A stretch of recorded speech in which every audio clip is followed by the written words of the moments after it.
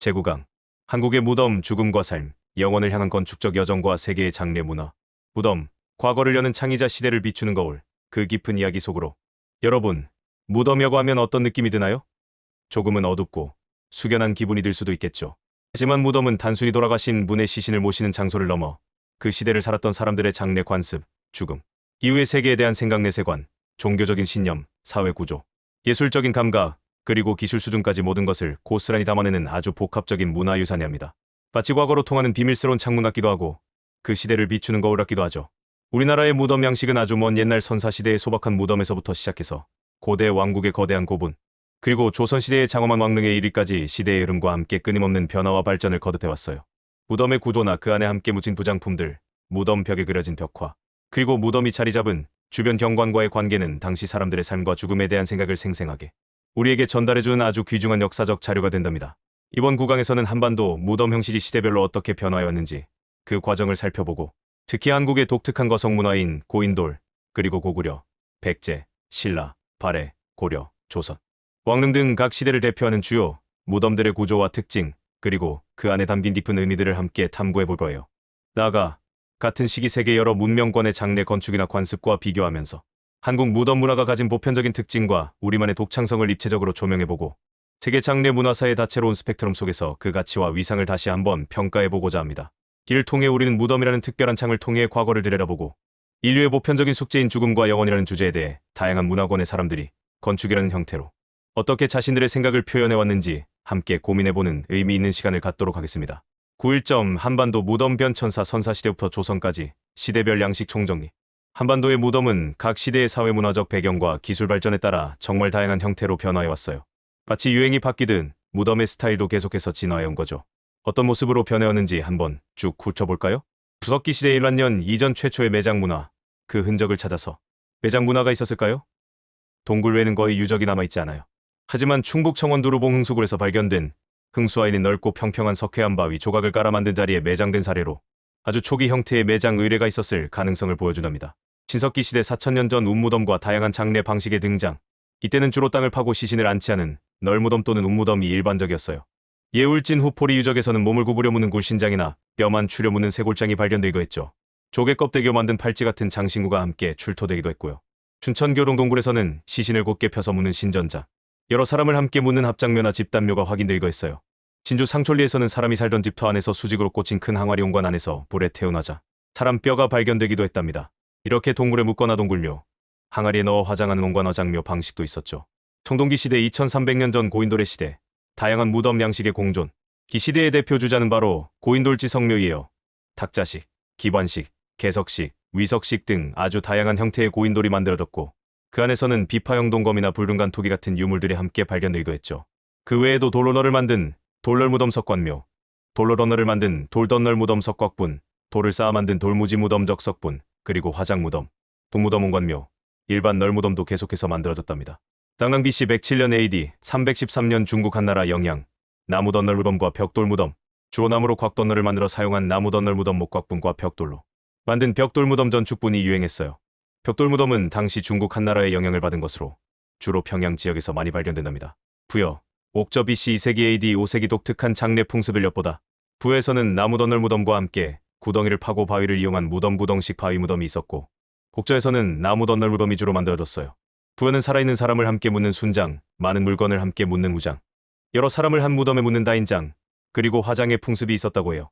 옥저는 시신을 임시로 물었다가 나중에 뼈만 추려서 나무곽에 다시 안치하는 쇄골장과 매장 풍습이 아주 특징적이었죠. 산디시 1세기 AD 3세기 도랑돌은 무덤, 주구음 무덤의 등장. 널무덤 무덤과 함께 무덤 주위에 도랑죽을 두른 형태인 주구음 무덤 주구 토광묘이 나타났어요. 고구려 집안 도읍기, 기원전 1세기 5세기 전반 돌무지 무덤의 위용, 벽화는 아직 초기에는 주로 안목강 유역에서 돌을 쌓아 만든 돌무지 무덤 적석총이 많이 발견됐는데 이때는 아직 벽화가 없었어요. 기의 장군총, 고구려 평양 도읍기, 7세기 후반 굴식 돌방 무덤과 화려한 고분 벽화의 만남. 평양으로 수도를 옮긴 이후에는 흙으로 둥글게 덮은 봉토 안에 돌로방을 만든 굴식 돌방 무덤 봉토분이 유행했어요. 그리고 이 무덤의 돌방현실 벽과 천장에는 아주 다채롭고 아름다운 벽화가 그려졌답니다. 예 강서대묘, 쌍용초, 백제안성, 기원전 1세기 5세기 후반 고구려와 닮은 돌무지 무덤, 솔석촌동 고분군이 대표적인데 고구려 초기의 돌무지 무덤과 아주 비슷해서 백제를 세운 세력이 고구려와 관련이 있음을 보여주는 중요한 단서가 되기도 해요. 이때도 아직 벽화는 없었답니다. 백제 웅진, 6세기 전반 굴식 돌박무덤과 중국풍 벽돌무덤의 공존, 공주 송살리 고분군이 대표적인데 굴식 돌박무덤과 함께 중국 남조 양나라의 영향을 받은 벽돌무덤도 만들었어요. 주코분에는 사신도 벽화가 그려져 있고 특히 무령왕릉은 벽돌무덤을 만들었으며 무덤 주인의 이름과 만들어진 연대를 정확히 알 수 있는 지석이 출토되어 아주 유명하죠. 백제사비, 7세기 중반 세련된 굴식 돌박무덤의 완성, 부연 응살리 고분군이 대표적인데 이로분에는 사신도와 아름다운 연꽃무늬 벽화가 남아있어요. 신라통일 전, 기원전 1세기 7세기 중반 독특한 구조, 돌무지더널 무덤의 비밀, 경주 대릉원 일대에 있는 커다란 고우늘이 바로 이 시기의 대표적인 무덤인 돌무지더널 무덤 적성 목각분이에요. 투마총, 황남대총 등 나무 러너를 만들고 그 위에 돌을 엄청나게 쌓은다. 다시 일곳 없는 아주 독특한 구조로 되어 있어서 도굴이 어려웠고 그래서 금관을 비롯한 수많은 화려한 부장품들이 고스란히 발견되었죠. 하지만 아쉽게도 벽화는 없답니다. 신라통일 후 7세기 중반 10세기 전반 불교의 영향, 화장묘와 새로운 왕릉 형식, 불교의 영향으로 시신을 불에 태워 화장 유골을 안치하는 화장무덤이 유행했고 굴식 돌박무덤도 계속해서 만들어졌어요. 왕릉에는 무덤 둘레에 12지신상 같은 조각을 한 보호석 호석을 두고 돌로 만든 사람석인이나 동물석수 조각상을 배치하는 등 새로운 왕릉 형식이 정립되었답니다. 이에 김유신 장군료, 괴릉, 돌무덤석 총이라는 형태도 있었고요. 8회 7세기 후반 10세기 전반 고구려 계승과 당나라 영향의 조화, 고구려 양식을 이어받은 굴식 돌박무덤에 정해공주묘가 당나라 양식의 영향을 받은 벽돌무덤에 정효공주묘에 함께 만들어졌어요. 특히 정효공주묘는 무덤 위에 벽돌로 탑을 세운 아주 독창적인 형태를 보여준답니다. 고려 10세기 전반 14세기 후반 다양한 양식과 화장 풍습의 유행, 초기에는 통일신라 양식을 이어받은 둥근 형태 원형의 돌박무덤이 후기에는 네모난 형태 방향의 돌박무덤이 나타났어요. 그 외에도 돌덧널 무덤, 널무덤, 그리고 화장무덤도 계속 만들어졌죠. 왕릉에는 12지신상이 새겨진 병풍석, 망주석, 장명 등 문무이석, 석수 등이 정연하게 배치되었답니다. 이 시기에는 특히 불교의 영향으로 화장풍습이 널리 유행했고 심지어 시신을 일정 기간 놓아두었다가 장례를 치른 풍장이나 유기장 시신을 버리는 장례도 확인된다고 해요. 조선 14세기 후반 20세기 초 유교적 예법과 회경묘의 등장, 유교 이념에 따라 화장이 금지되고 돌로방을 만드는 석실 대신에 석실 주위를 석회와 흙, 자갈 등을 섞어 단단하게 다지는 회경묘가 등장했어요. 세조의 광릉이 대표적. 일반 널무덤도 계속 사용되었고요. 왕릉은 아주 엄격한 제도에 따라 조성되었으며 고려 후기에 보였던 네모난 형태의 무덤은 사라졌답니다. 참고 상화장의 풍습은 고려시대 이전에도 나타났으며 각 시대별 무덤 양식은 칼로 자르듯이 명확하게 구분되기보다는 점진적으로 변화하면서 이전 시대의 요소가 함께 나타나고 한다는 점을 기억해두세요. 9.2점 한국의 고인돌질 실무 거성문화의 보고이자 선사시대의 수수께끼 그 비밀을 파헤치다. 고인돌은 선사시대에 만들어진 거대한 돌 구조물로 주로 무덤이나 제사를 지내는 제단 또는 특정 부족의 경계나 세력을 상징하는 기념물로 사용된 것으로 추정되고 있어요. 한반도와 그 주변 지역에서 발견되는 고인돌은 대부분 우리나라 최초의 국가인 고조선이 존재했던 청동기 시대 기원전 2000년 기원전 300년에 세워졌으며 비파형 동검과 함께 고조선의 세력 범위를 추정하는 아주 중요한 단서가 된답니다. 세계 속 한국 고인돌의 위상 독보적인 밀집도와 다양성, 한반도는 전 세계적으로 고인돌이 가장 빽빽하게 분포한 지역으로 약 4만여 개나 되는 어마어마한 수의 고인돌이 존재하는 것으로 알려져 있어요. 이건 전 세계 고인돌의 절반 이상에 해당하는 엄청난 숫자랍니다. 최근 인도와 큰 다른 지역에서도 많은 고인돌이 확인되고 있지만 한반도의 밀집도와 그 형태의 다양성은 정말 독보적이라고 할 수 있죠.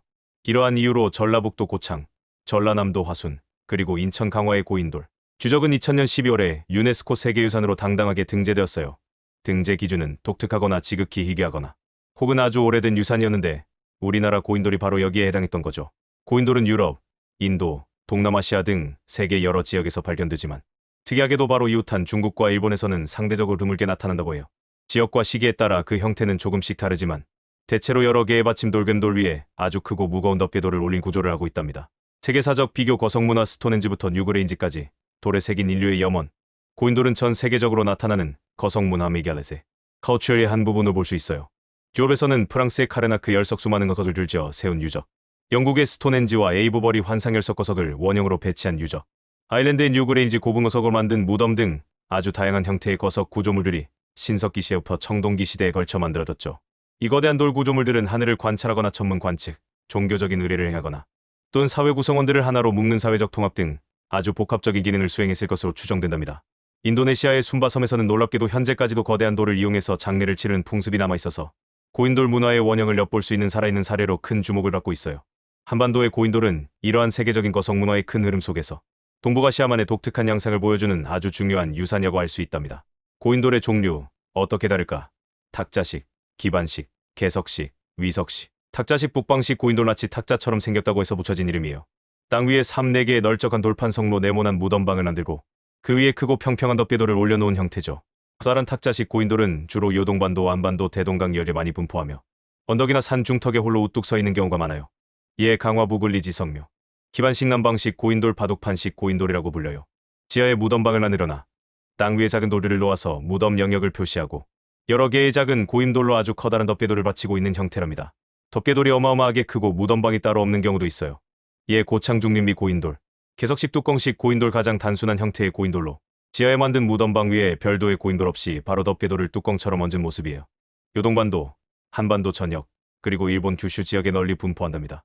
기에 진주 상촐리 고인돌, 위석식 고인돌 덮개돌 밑에 자연석이나 널쩍한 돌 여러 개를 빙 둘러놔서 무덤방의 경계를 표시한 형태예요. 기에 제주도 지역 고인돌. 고인돌은 어떻게 만들었을까? 그 안에 숨겨진 사회 모습. 고인돌 내부에서는 돌로 만든 칼돌범이나 화살촉, 붉은색한 토기, 청동기 유물, 옥으로 만든 장신구 등 다양한 유물들이 출토되지만 놀랍게도 아무것도 없는 경우도 많다고 해요. 이렇게 거대한 돌을 채석장에서 캐내고 운반하고 또 세운 데는 정말 많은 사람들의 힘이 필요했을 거예요. 실험고고학 연구에 따르면 32톤이나 되는 돌을 옮기는 데는 약 200명 정도의 인원이 필요하다더니 정말 대단하죠. 덮개돌은 통나무 밑에 깔아 굴림대로 사용하고 파줄로 끌면서 지렛대로 밀어서 옮겼을 것으로 보여요. 그리고 무덤방이나 고인돌 위에 흙을 경사지게 쌓아 올린 다음 그 위로 덮개돌을 끌어올리고 나서 흙을 제거하는 방식으로 축조한 것으로 추정된답니다. 화순과 고창의 고인돌 유적지 근처에서는 실제로 돌을 캐냈던 채석장과 함께 확인되어서 당시의 석재, 가공 및 운반 기술을 생생하게 엿볼 수 있어요. 고창 고인돌구는 기원전 4-5세기에 만들어진 것으로 추정되는데 동서로 약 1.8km나 되는 넓은 범위 안에 무려 447개의 고인돌이 빽빽하게 모여 있어서 세계적으로도 유례가 없는 엄청난 규모를 자랑한답니다. 화순 고인돌구는 계곡을 따라서 약 10km에 걸쳐 500여 기가 분포하는데 채석장에서부터 고인돌을 만든 과정을 살펴볼 수 있다는 점이 아주 특징적이에요. 강화도에는 우리나라에서 가장 큰 탁자식 고인돌인 부글리 고인돌 길이 6.4m, 높이 2.5m를 비롯해서 약 150여 기의 고인돌이 분포하고 있고요. 이처럼 고인돌을 만든 데는 고도의 기술과 아주 조직적인 노동력 동원이 필수적이었어요. 이건 청동기 시대 사회가 이미 계층으로 나뉘어 있었고 강력한 지배 권력이 등장했음을 보여주는 아주 중요한 증거라고 할 수 있답니다. 93점. 고대인의 무덤과 생활 고분 벽화와 온돌의 흔적을 찾아서 과거로 떠나는 시간여행. 고대 국가의 무덤, 특히 그 안에 그려진 고분 벽화는 당시 사람들의 생활 모습, 생각, 그리고 건축 양식까지도 생생하게 엿볼 수 있는 아주 귀중한 시각 자료예요. 또한 옛사람들이 살았던 주거지 유적에서 발견되는 온돌의 흔적은 한반도 고유의 주거, 문화를 이해하는 데 정말 중요한 단서가 된답니다. 고구려 고분과 벽화 돌무론에서 굴식 돌방 무덤으로 생생한 삶의 기록, 초기 집안도 비조로를 쌓아 만든 돌무지 무덤 덕석총 형태로 이때는 벽화가 거의 없었어요. 만주 집안 지역에 있는 장군총은 7층 계단식 피라미드 형태로 만들어진 거대한 적석총인데 무덤 꼭대기 부분에는 자갈과 회를 섞어서 봉토를 만들었고 기둥구멍이나 제사를 지내던 건무량당, 시향당으로 추정되는 시설도 있었답니다. 후기 평양도읍 기획으로 둥글게 덮은 봉토 안에 돌로방을 만든 굴식 돌방 무덤 봉토분이 유행하기 시작했고 바로 이 무덤 내부에 아주 다채롭고 아름다운 벽화가 그려졌어요. 이건 당시 중국 한나라의 영향을 받은 것으로 보인데 무덤 천장은 주로 네모서리를 삼각형으로 조금씩 줄여나가면서 쌓아올리는 말각 조정 모듈입 천장 방식을 사용했죠. 벽화에는 어떤 내용이 담겨 있을까? 초기에는 주로 무덤 주인의 초상화나 잔치를 벌이는 모습, 사냥하는 장면, 긴 행렬 등 생활 풍속을 많이 그렸어요. 이에 안악 3호분 동수묘, 약수리 벽화분, 더 흥미고분하지만 후기로 갈수록 청룡, 백호, 주작, 현무 같은 상상 속 동물을 그린 사신도처럼 좀 더 추상적이고 상징적인 그림들이 주를 이뤘답니다. 이에 강서대묘, 벽화 속 건축 이야기 쌍용총 벽화에는 기둥, 공포지붕 첨화를 바치는 장식, 종기화 등 당시 목조 건축의 구조와 세부 모습이 아주 정교하게 묘사되어 있어서 고구려 건축을 연구하는데 정말 중요한 자료가 되고 있어요. 또 안악 3호분 벽화에는 부어, 고깃간, 수레간, 외양간, 마구간, 방앗간 같은 여러 건물들이 그려져 있어서 당시 큰 저택은 기능에 따라 공간이 나뉜 여러 채의 건물로 이루어져 있었다는 것을 알 수 있답니다. 세계사적 비교 고분 벽화 문화 고구려 고분 벽화는 같은 시기 중국 한나라나 위진남북조 시대의 벽화가 있는 무덤 벽화묘와 직접적인 관련성을 보여줘요. 한나라의 낙양 소팔리촌 벽화묘나 요동 지역의 여러 벽화 고분 등은 생활 풍속, 신선 사상, 하늘의 별자리 천문 등을 주제로 한 다양한 벽화들을 보여주죠. 한편 유럽에서는 로마 시대 지하 공동묘지인 카타콤에 그려진 초기 기독교 벽화나 이집트 파욤 지방에서 발견된 미라, 초상화 등이 당시 사람들의 죽음 이후 세계에 대한 생각 내세관과 초상화 표현 방식을 보여줘요. 중앙아시아 소그드인들의 아프라시아 궁전 벽화는 실크로드를 통한 활발한 문화 교류의 모습을 생생하게 보여주고요. 고구려 고분 벽화는 이러한 국제적인 벽화 문화의 큰 흐름 속에서 동북아시아만의 독특한 양식을 발전시킨 아주 중요한 예라고 할 수 있답니다. 백제 고분 적석총부터 벽돌 무덤까지 세련된 미의식의 발현. 한성기 서울 석촌동에 있는 고분군은 고구려 초기의 돌무지 무덤 적석총과 아주 비슷해서 백제를 세운 세력이 고구려와 깊은 관련이 있음을 보여주는 중요한 단서가 되기도 해요. 이때는 아직 벽화가 없었답니다. 웅진기 공주 송살리 6호분에는 사신도가 큰 벽화가 그려져 있고 특히 그 유명한 무령왕릉은 중국 남조 양나라의 영향을 받은 벽돌 무덤으로 만들었어요. 무덤방 내부의 아치 구조와 아름다운 연꽃무늬, 벽돌, 그리고 무덤 주인의 이름과 만들어진 연대를 정확히 알 수 있게 해주는 지성무덤 주인공에 대한 기록을 적은 돌판 등이 아주 특징적입니다. 사비기 부여 능살리 1호 분동화총에는 사신도와 구름무늬 운문, 연꽃무늬 연어문 등 아주 세련된 벽화가 남아있어요. 세계사적 비교 벽돌무덤 무령왕릉 같은 벽돌범은 중국 남북조 시대에 크게 유행했고 특히 남조의 수도였던 건강 지금의 남경 주변에서 많이 발견된답니다. 이들 중국의 벽돌범은 아주 정교한 아치 구조와 다양한 무늬가 새겨진 벽돌을 사용해서 화려하고 아름다운 지하 공간을 만들어냈죠. 백제는 이러한 선진 기술을 받아들여 자신들만의 독특한 양식으로 발전시켰다고 할 수 있어요. 신라고분 돌무지 덧널 무덤의 비밀과 화려한 왕릉의 탄생. 통일 이전 경주 지역의 돌무지 덧널 무덤 적석 목곽부는 나무로 곽덧널을 만들고 그 위에 강도를 엄청나게 쌓은 다음 다시 흙을 덮는 아주 독특한 구조로 되어 있어요. 그래서 도굴이 어려웠고 덕분에 금관, 유리그릇, 말가춘마고 등 아주 화려하고 많은 부장품들이 고스란히 발견되었죠. 천마총, 황남대총 등이 대표적이에요. 하지만 아쉽게도 벽화는 없답니다. 통일 이후 불교의 영향으로 시신을 불에 태워 화장, 그 유골을 모시는 화장묘가 유행했고 이전부터 있었던 굴식 돌방 무덤도 계속해서 만들어졌어요. 숭묘 등. 특히 왕릉에는 무덤 둘레에 12지 신상을 새긴 보호석 구석을 두르고 문관과 무관 모습을 한 돌사람 문무이석이나 돌짐 승석수 등을 배치하는 당시 당나라 양식의 영향을 받은 새로운 왕릉 형식이 나타났답니다. 김유신 장군묘, 괴릉 등이 대표적이에요. 세계사적 비교 봉토분과 석인상 통일신라 왕릉의 둥근 봉분과 그 주변에 놓인 돌, 조각상 성물 배치는 당시 당나라 황제릉의 영향을 강하게 받은 것이에요. 당나라의 걸릉고종과 측천무압장릉이나 소릉태종릉 같은 황제릉들은 아주 거대한 봉분과 함께 능으로 이어지는 길참도 또는 신도 양옆의 문무관료, 외국 사신, 상서로운 동물 등을 형상화한 돌사람 석인과 돌짐 승덕수들을 아주 길고 장대하게 배열해서 황제의 엄청난 권위를 과시했죠. 통일신라는 이러한 당나라 양식을 받아들이면서도 또 전체적인 규모를 줄이고 한국적인 조형 감각을 더해서 독자적인 왕릉 양식을 만들어냈다고 할 수 있답니다. 팔해고분 고구려 계승과 당나라 영향의 공존, 그 독특한 조화. 고구려 양식을 이어받은 굴식 돌방 무덤에 정해공주묘가 당나라 양식의 영향을 받은 벽돌 무덤에 정효공주묘에 함께 만들었어요. 정해공주묘는 고구려 고분에서 흔히 볼 수 있는 모조림 천장 구조와 돌사자상이 아주 특징적이고 비문을 통해서는 고구려의 3년상 장례 풍습을 확인할 수 있답니다. 정효공주묘는 무덤 위에 벽돌로 탑을 세운 아주 독창적인 형태를 보여준데 무덤 방현실 안에는 12명의 인물상이 그려진 벽화가 남아있어서 당나라, 문화 및 도교의 영향을 엿볼 수 있게 해줘요.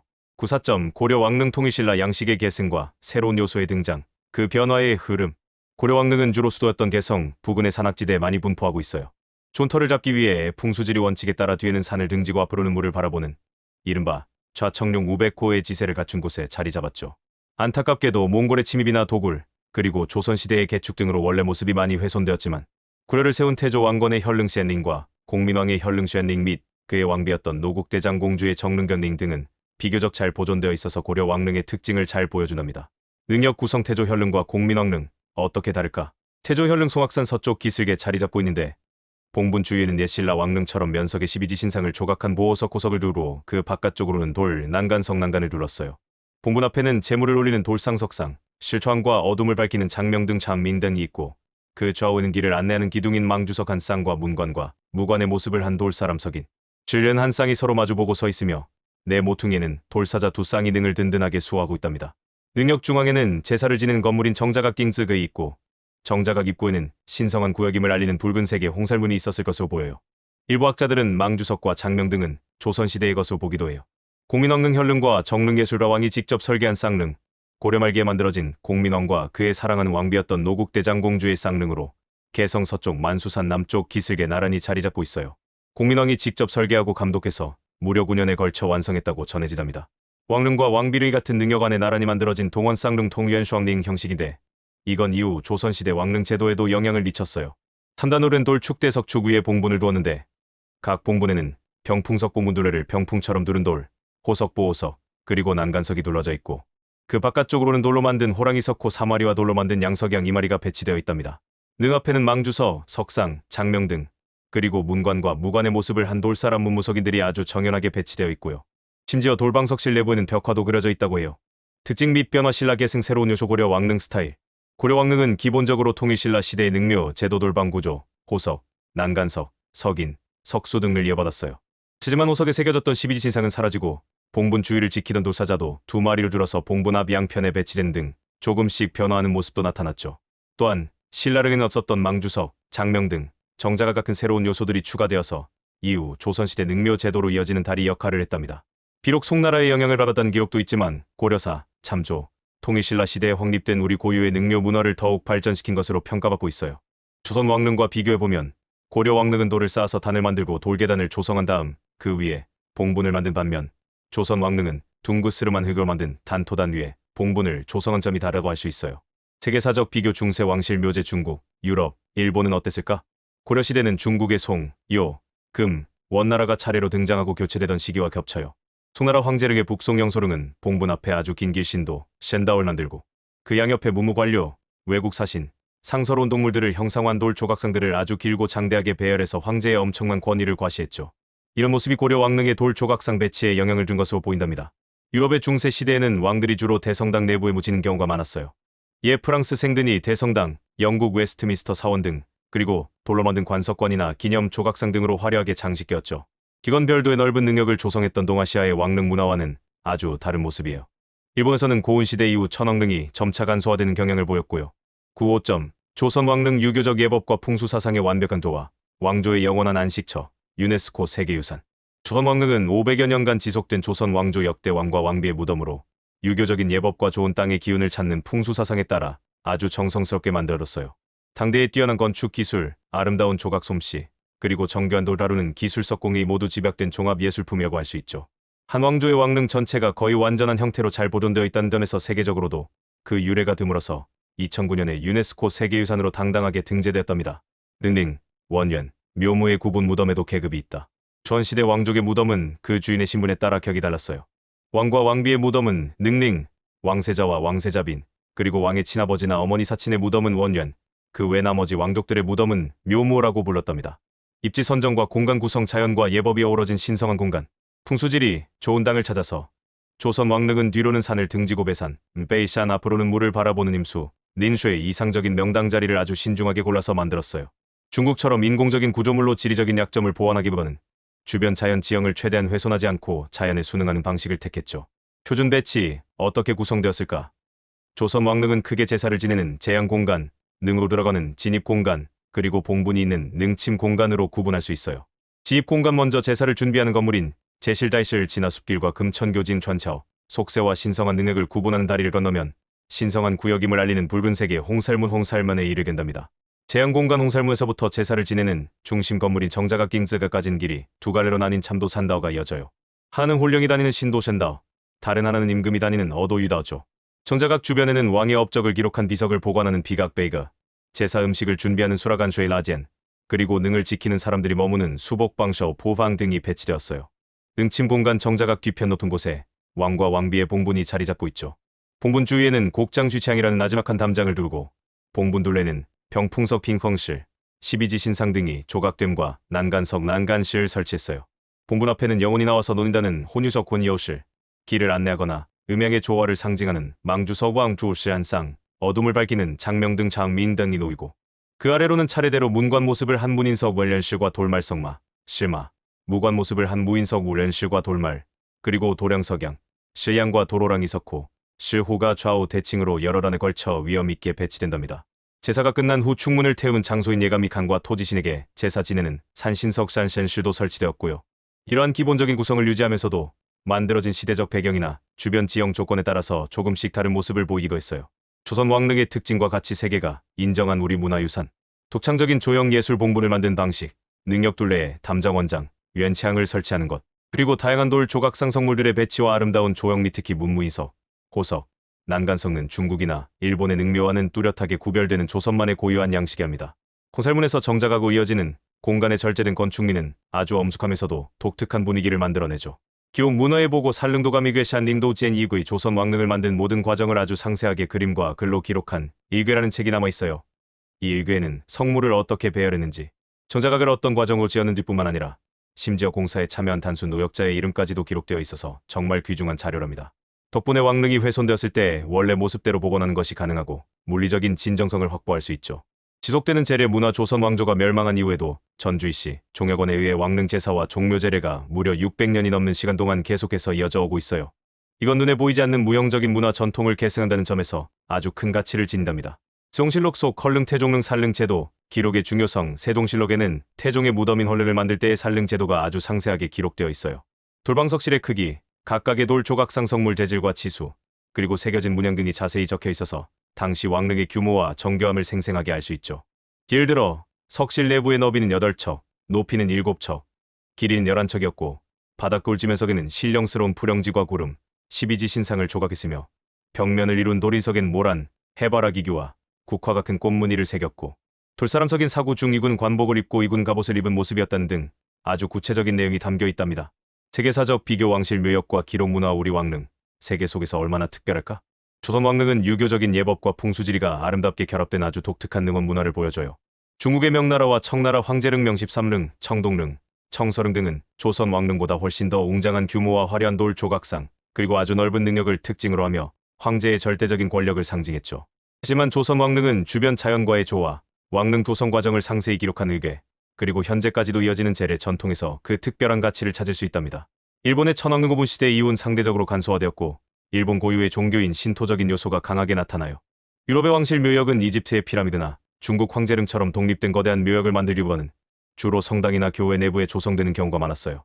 이에 프랑스 생드니 대성당, 영국 웨스트민스터 사원, 스페인 에스코리알 등, 그리고 그곳에는 화려한 조각상이나 아름다운 석관으로 장식되었죠.